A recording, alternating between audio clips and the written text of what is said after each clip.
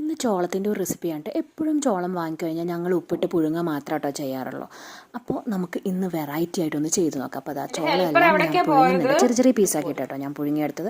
അതിനുശേഷം നമുക്കൊരു മസാല തയ്യാറാക്കണം. അതിനായിട്ട് കുറച്ച് തൈര്, മുളക് പൊടി, മഞ്ഞൾപ്പൊടി, മല്ലിപ്പൊടി, പിന്നെ കുറച്ച് കാശ്മീരി മുളക് പൊടി കൂടി ഇട്ടു. പിന്നെ ഗരം മസാല എന്തെങ്കിലും ഉണ്ടെങ്കിൽ അതുകൂടി ചേർക്കാം കേട്ടോ. പിന്നെ കുറച്ച് ഉപ്പും കൂടിയും ചേർത്തിട്ട് നല്ലൊരു മസാല തയ്യാറാക്കാം.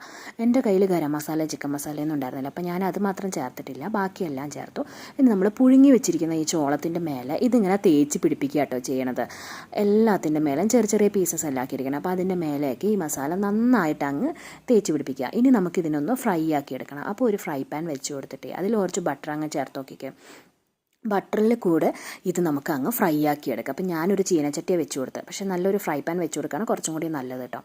ഇനി നമുക്ക് ബട്ടർ ഇട്ട് കൊടുത്തിട്ട് ഇതിന് തിരിച്ചും മറിച്ചും ഒന്നങ്ങ് ചുട്ടെടുക്കാം. ഇനി കുറച്ച് സവാള അരിഞ്ഞിട്ട് കൊടുക്കുക, തക്കാളിയും പിന്നെ ചെറുനാരങ്ങ കൂടി പിഴിഞ്ഞ്